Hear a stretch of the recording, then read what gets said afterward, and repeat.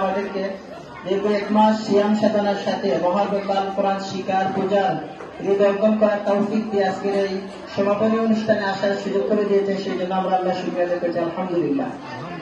সম্মানিত উপস্থিতি, আমরা প্রথমেই আমাদের সম্মানিত শিক্ষক মন্ডলীদের প্রতি আন্তরিক কৃতজ্ঞতা প্রকাশ করছি। আপনারা অত্যন্ত কষ্ট করে দীর্ঘ এক মাস আপনারা দক্ষতার সহিত মহাগ্রন্থ কোরআন শিখানোর আপনারা চেষ্টা করেছেন। আপনাদের প্রতি আমরা আন্তরিক শুকরিয়া জানাচ্ছি। আমাদের সম্মানিত অতিথিবৃন্দ, বিশেষ করে আমাদের সম্মানিত প্রধান অতিথি অ্যাডভোকেট রেজাউল করিম তালুকদার সিলেট থেকে এসেছেন। আমাদের এই প্রতিষ্ঠা থেকে শুরু করে সার্বিক বিষয়ে অত্যন্ত আন্তরিকতার সহিত আমাদেরকে অনুপ্রাণিত করেন আমাদের বিশিষ্ট ব্যবসায়ী বড় ভাই আলাউদ্দিন সাহেব। আমরা সকল মেহমানদের প্রতি আমাদের প্রতিষ্ঠানের পক্ষ থেকে আন্তরিক শুকরিয়া মুবারকবাদ জানাচ্ছি। প্রিয় উপস্থিতি, আল্লাহ সুবহানাহু ওয়া তাআলা আমাদেরকে সব দিক দিয়ে শ্রেষ্ঠত্বের মর্যাদা দিয়েছেন। মানুষ হিসেবে ওয়ালাকাদ কাররামনা বানি আদমকে সৃষ্টির মধ্যে শ্রেষ্ঠত্বের মর্যাদা দিয়েছেন। আল্লাহ আমাদেরকে সর্বশ্রেষ্ঠ রাসূল দিয়ে আমাদেরকে সম্মানিত করেছেন। ওয়া মা আরসালনাকা ইল্লা রাহমাতাল লিল আলামিন।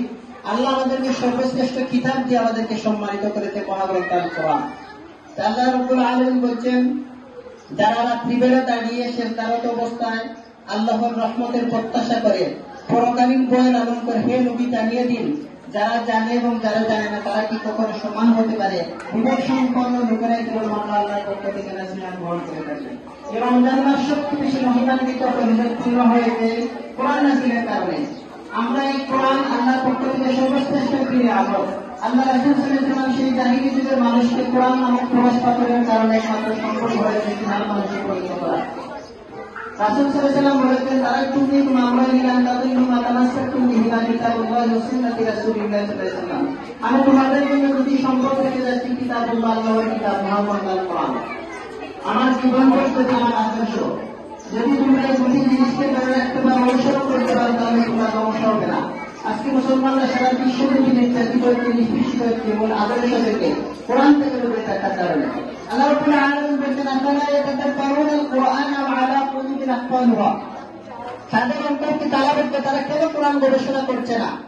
আজকে আমাদের এই মহাগ্রন্থ আল কোরআন আল্লাহর পক্ষ থেকে সর্বশ্রেষ্ঠ নিয়ামত, যেটা রমজান মাসে নাযিল হয়েছে।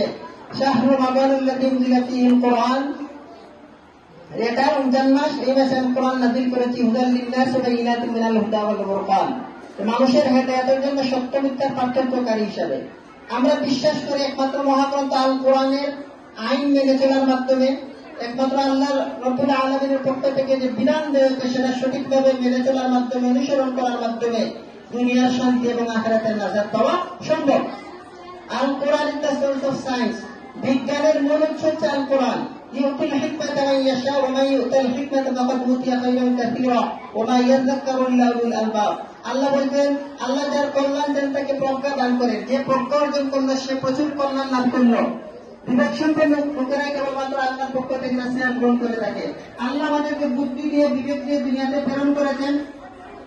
আমরা যাতে বুদ্ধি দিয়ে, বিবেক দিয়ে হালাল হারামে পার্থক্য নির্ণয় করতে পারি, সত্য মিথ্যা পার্থক্য নির্ণয় করতে পারি, সেই জন্য আমাদেরকে বুদ্ধি বিবেককে কাজে লাগিয়ে কোরআন দিয়ে শিখার মাধ্যমে, হৃদয়ঙ্গম করার মাধ্যমে, বিশুদ্ধভাবে তেলাওয়াত শিখার মাধ্যমে আমরা অর্থ সহ বুঝবো, আমরা গবেষণা করব, কোরআন অনুযায়ী আমরা আমল করার চেষ্টা করব। আজকে আমরা এক মাস কোরআন তেলাওয়াত শিক্ষা দেওয়ার চেষ্টা করেছি।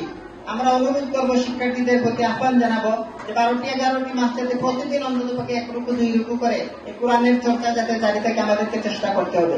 যে ঘরে কোরআন তেলাওয়াত আল্লাহর পক্ষ থেকে রহমত, সেই ঘরে নাজিল হয়। আমরা যাতে